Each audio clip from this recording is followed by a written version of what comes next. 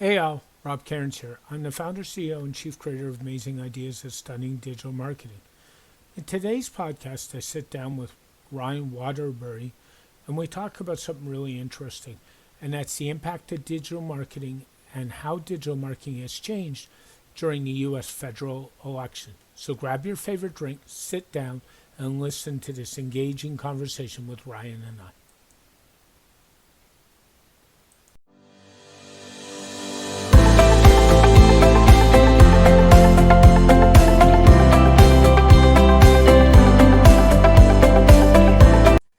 Good day, everybody. Rob Cairns here. I'm here with my friend Ryan Waterbury today. How are you today, Ryan?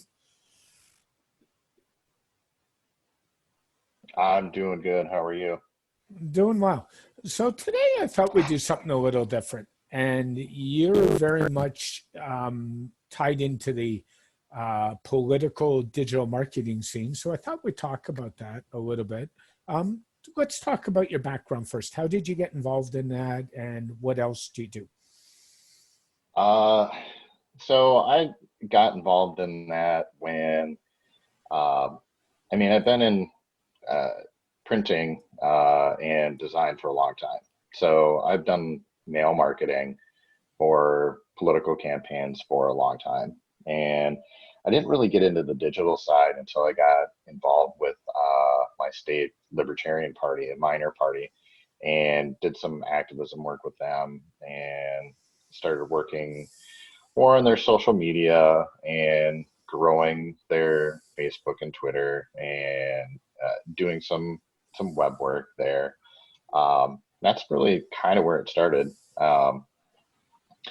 And that's actually around the time, probably 5, 6 years ago, when I officially incorporated my business, and really took a different track from just doing print brokering, graphic design, and really opened up more web design under the company, digital marketing, SEO, and full ad management on the search side and social side. So it's grown. It's been fun. But yeah, that's kind of where I started. Yeah, this year's a little crazy with all the mess in the U.S. with the election and all the issues. And at the time of this recording, for those who don't know, the president of the United States was had COVID and was in hospital. So it's created a whole hoopla that I don't think anybody needed. What do you know? That's been an interesting dynamic. And his Donald Trump's activity on Twitter makes for a really interesting daily news source. Oh, So it yeah, sure does. that brings a whole different dynamic. And um, there are more people. Twitter is one of those platforms that when I look at the topics being discussed, it can be a dumpster fire of political discussions, and you find a lot of that on Twitter, probably more so than specifically than some of the other platforms. Although Facebook is kind of cluttered right now too. Yeah, So I would agree. It's funny you mentioned Donald Trump's mess on Twitter, and I've always said if he was strictly a marketer, he'd actually be a really good digital marketer because he makes himself mhm. relevant, and people read his stuff whether you like him or you hate him. So, you know, Oh, exactly. I follow him on all his channels, and to the chastising of some of my uh, Democratic friends, just because it's entertainment, and you yeah, never know what the guy's going to say next. yeah. Now, doing political websites, and I know because I have a couple political clients in Canada as well, and you and I have talked about this before offline. Facebook has really convoluted the mess a little bit with things like ads and stuff. What is your Mhm. take on what Facebook is doing in the political arena? Uh, that's they've taken a whole step higher on the scrutiny on advertising. And with my nonprofit clients, it's usually a slam dunk, and within a couple of hours, I have ads running. Pretty innocuous, activism, dog rescue, nice warm fuzzy things. And my commercial clients, maybe it's a day. But when I go to publish political ads, especially now, it's almost a 3-day wait on some of the content when we're looking at on Facebook. And it really started in 2016 when you had to start paying for ads. The organic reach from 2012, 2014, every one of our major election cycles, the organic reach of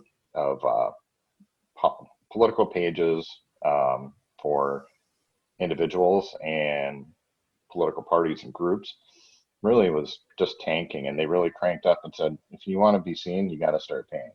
And since 2016, they've gotten stricter every major election cycle with scrutiny on registering and verifying who you are and gathering more information that I recertified a couple of months ago, and updated my driver's license and added a whole bunch of additional information that if you're advertising for non-political entities, you don't need to do that. So they're trying to build back some trust that what they're showing is from a trusted source, but also the extra scrutiny makes it really tough to use the platform for advertising. Yeah, and then there's they've changed all the rules too, like what you can do, what you can't do, and that type of thing. So there's a lot of things in a political ad that you can't say anymore, right? It's just right. And I mean, we talked about Twitter, but they just took the hard stance that we're not going to run any political ads, not doing it on our platform, which I think was a bad move on their part. They're missing out on a lot of money, but that's their prerogative. So, I mean, really, when we look at advertising, and I'm setting up new campaigns for another client, Facebook, Instagram, and setting up Google ads, where those are your options. Your highest amount of voters that are going to participate are on Facebook.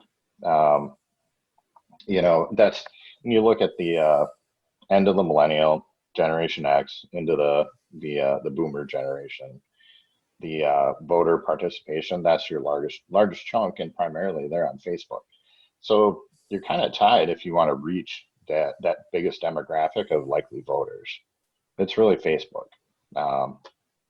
You can do some other things, and in the United States, most of the states, when you go to the Secretary of State, you can get the voter record list.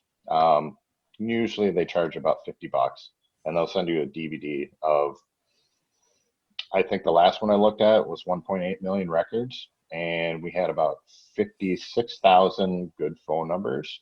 Double that with email addresses, and we know how they participated in the last election or last couple of elections and where they live. So from a marketing standpoint, you get access to a lot of data for a very little cost right up front. So you have a lot of research that you still need to do it, but you already know party affiliation by who they voted for, and how they participated and where they live. So you've got a list. So aside from the social media and pay-per-click on the Google side, you can build an email list pretty quick by pulling in that data.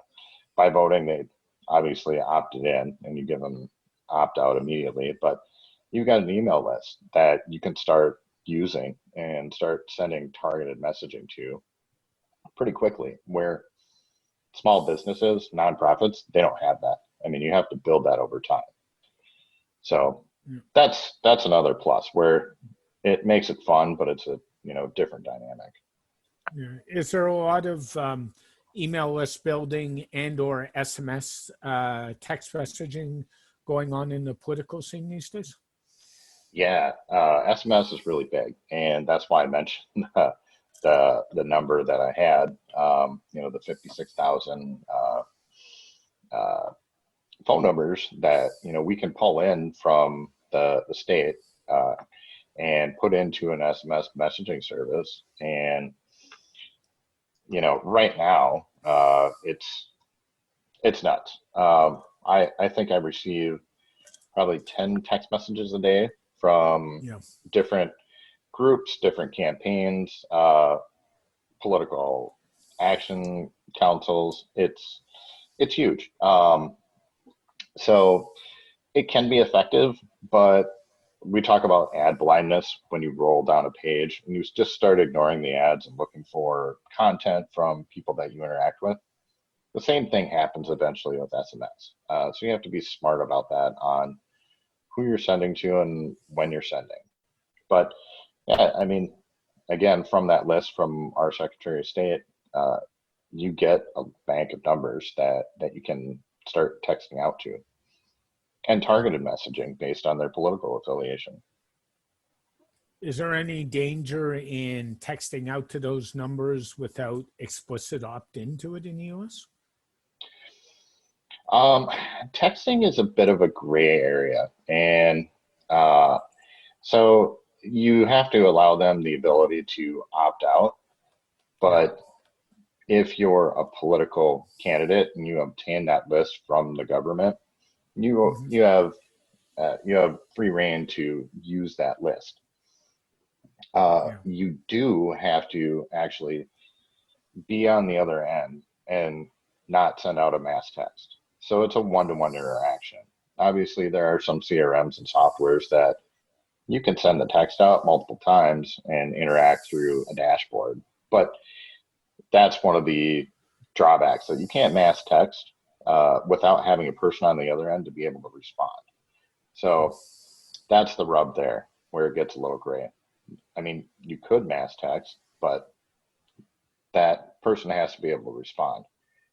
And some of the responses, even some of the responses I've sent, are clever and quite funny at times.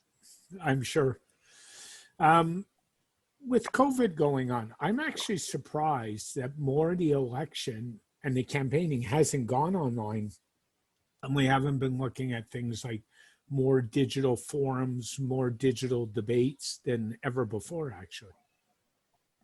That really surprised me too, that particularly at our presidential level, that we're still seeing in-person debates. I'm glad that's happening that way with social distancing and maintaining that 6+ feet apart.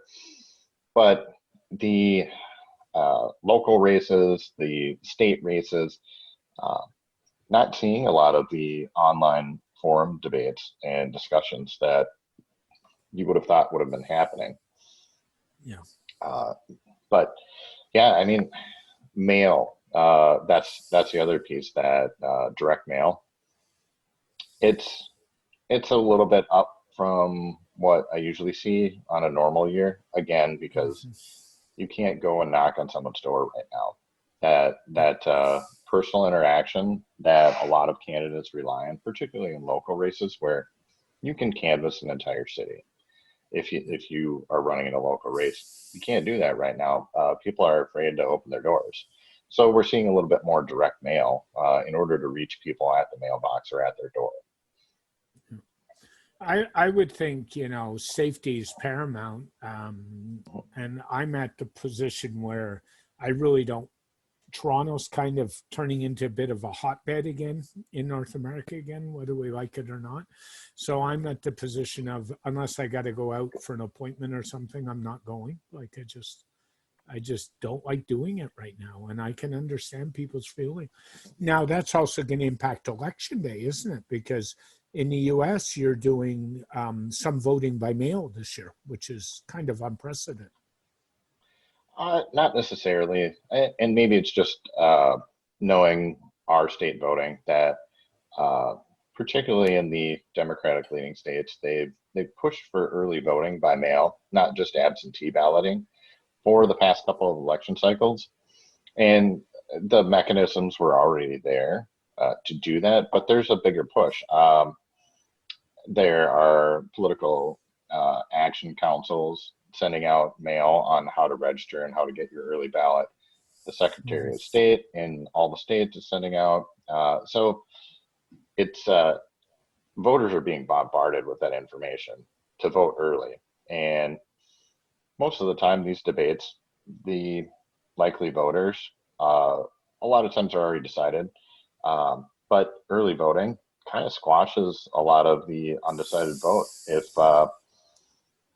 If they happen to see the middle debate and there's a huge red flag for a candidate, they may have already voted and they can't rescind that at that point. Yeah, it's a So problem. it's Yeah, and of course, in U.S. elections, if you're a U.S. citizen living outside the country, you're still eligible to vote too, right? And there absolutely, was and that's there, what. there was some discussion where they were actually going to use Scotiabank Arena in Toronto, which is, for those who don't know, is the home of the Raptors and the Maple Leafs. And then Maple Leaf Sports and Entertainment actually rescinded that offer, about a week ago, for some voting for foreign American citizens in the Oh GTA. wow, But yeah, there was that. There was because of COVID concerns. So what a shock! yeah. So there, Uh, so that was on the table as well, actually. yeah, I mean, mail-in voting was typically only used for people that were abroad or weren't going to Mhm. be able to vote in person on that first Tuesday in November. But there's been a stronger push, probably for the last decade or so, for easier access and early voting by mail. So Yeah.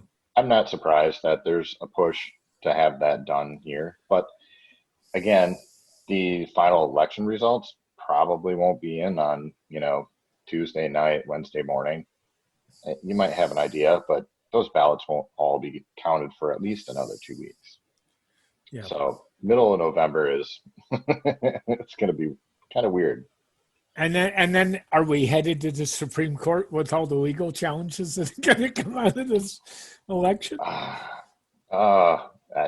It needs to be filled for that to happen too. That's a Yeah. whole nother hot topic right now that they need an in-person vote to confirm the pick, and that there's a lot of red flags that, well, I have COVID concerns, I'm not coming in person.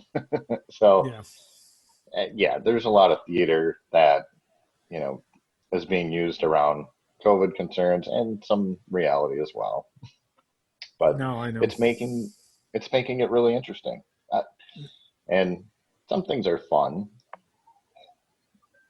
where some candidates are getting more astute closer to the end and realizing that they're not having the normal reach. So Mhm. I went from average workload probably 3 months ago, maybe four. I was starting to pick up a little bit to holy crap, we need to do all these things in the last 60 days or Yeah. last 30 days. And it's really ramped up where um, I'm happy to be busy again after being decimated from earlier in the year, but Mhm. it's yeah, it's challenging and fun. Yeah. I would say I think it's going to be a long November, to be honest with you. Hmm. I don't think you're going to know. I think you'll have a good idea come election night where the results are at, but I think it's everything after that's going to Right. kind of convolute the issue. So, Hmm. yeah. Yeah. I mean, Minnesota has particularly been a Democrat state, being a largely farm heavy state. Uh, I think it was in the 50s or 60s, the state Democratic Party opted the Farm and Labor Party, which was contrary to the other upper Midwest states where farmers were aligned with the Republican Party. Mhm. So that's one of the big reasons why Minnesota has been a blue Democrat state for so long. But we're seeing a lot more ad spend because of the unpopularity of the lockdowns and the extended states of emergency from our Democrat governor, that some of the outer state areas that typically lock in Democrat aren't as sure this year. So there's a lot more visits from the presidential campaigns here and a Yep. lot more ad spend. And that's, I think, why me in particular with a Minnesota number, I'm seeing a lot more texting and mail marketing than usual. Because this is one of the states where they were in 2016, Hillary carried the state by less than a percent, maybe 1% between the two. So those states, I think, will be longer out with the ballot counting, but Yeah. we'll see. I'm actually surprised there hasn't been more ad spend. Being in Toronto, we get a lot of US TV on things like trying to fix this Canadian US border situation that's gone on. Like as you know or don't know, the Canadian border has been basically closed for Closed. months. And I personally don't see it even opening until the new year, like fully. I don't see it happening. And part of the reason for that is we're on the border of New York State, which is still a bit of a hotbed. We're on the border of Michigan, which is still a hotbed. Yeah. We're on the border with Washington State, which is still a hotbed. And then we have this wonderful requirement in Canada that if you come into Canada, you're quarantined for 14 days anyway. So, yeah. I think in one of our last conversations, to get out of Canada into the U.S., you had to declare a family emergency. Well, that's leave actually across the changed. border. You can fly into the U.S., but you cannot drive into the U.S. Okay. And the only way you're an American coming into Canada is if you had family or an emergency or something like that, or Okay. part of the supply chain. They've actually, I mean, rightfully so. I can see concerns with New York State, Michigan, and some places like that. Like it's just a drain Yeah. on our health system we don't want. So, you know. Just a quick refresher. When is the U.S. election date, by the way? Just as a reminder. It is the first Tuesday in November, November. and Yep. I believe it's the third. Yeah, Tuesday the third. So we're I under don't like know the 2 weeks, folks. Yeah. So we're calendar. under two. We're under 2 weeks, and I think the digital ads are just going to increase in the next couple of weeks. Yeah. So Facebook, we talked about the scrutiny. Yep. You have to have campaigns running by October 27th. Mhm. They're clamping down and not allowing any new ad creation. But if you have already running ad sets and campaigns, you can update those and do some tweaks there, but no new campaigns after the 27th. So there's a really tight window to get things done and have ads running the way you want them before that last weekend and last push. So I expect to see more ads running progressively through Facebook with the U.S. Political market going Yeah. up to that point. I But think it'll hit saturation. I actually think Yep. digital ads are more important because there's a lot of people who do not have cable. They Netflix stream everything, they Amazon stream everything, they Hulu stream everything. So they're not seeing the traditional TV ads that we're so used to seeing like 10, 20 years ago because they're not watching them. Yeah, yeah, that does make a trick. That some of the network streaming apps are showing some of those ads throughout there. I know Yeah. CBS All Access, the Peacock app, Hulu is another good one to advertise with to reach some of that market. But yeah, I mean Amazon, Prime, Netflix. Most people are streaming, and they got more into it as their main media source with Yeah. the COVID shutdowns. That people turn to that and they haven't left. So social media and particularly display advertising with Google is going to be really important to reach people.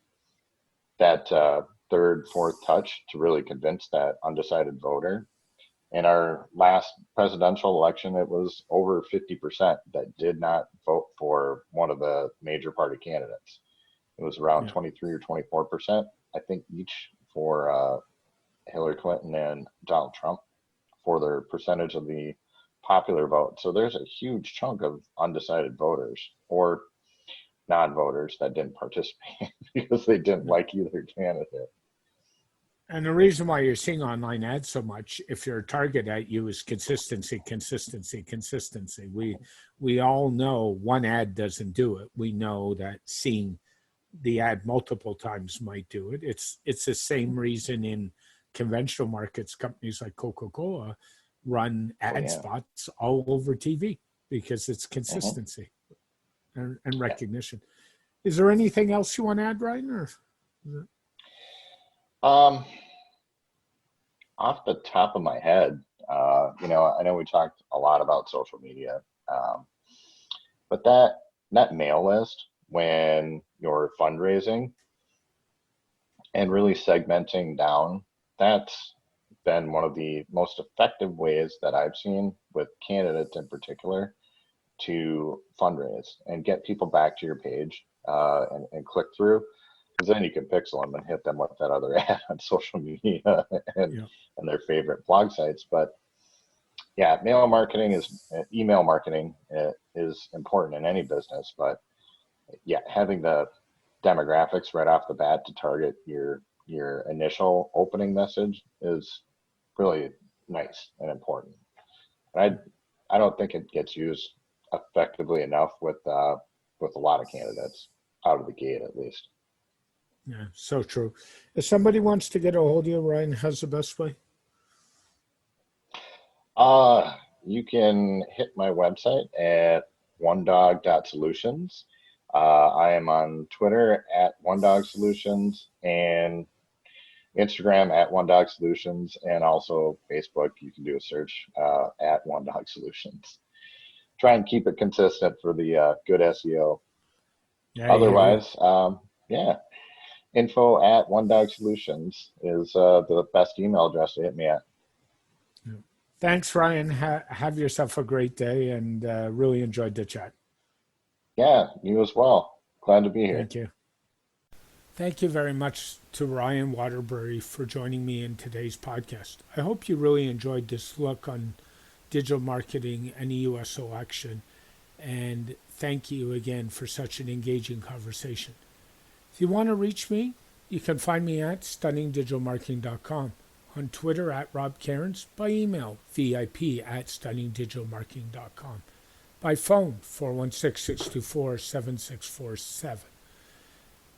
If you go on over to our website, scroll down the bottom, join our free marketing newsletter, direct marketing tips to your inbox at least once a week. No credit card, no obligation required. This podcast is dedicated to my late father, Bruce Cairns. I miss you, Dad. I love you very much. Keep your feet on the ground, keep reaching for the stars, and make that business of yours succeed. Have a great day, everybody. Bye for now.